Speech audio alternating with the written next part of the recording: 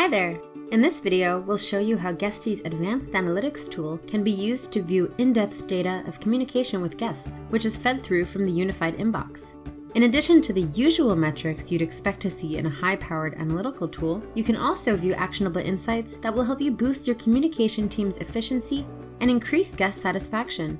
Here are some of the great communication-related metrics you can find in advanced analytics.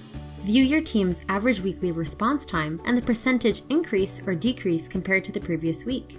The average number of messages per guest conversation, which can help you understand the number of back and forths, and provides a great opportunity to train your team to better communicate with guests.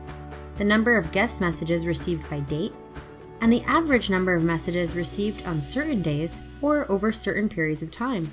Now you can plan your team's working hours based on the expected volume of messages. Stay ahead of the competition by using our benchmark to compare your team's performance against other property management companies.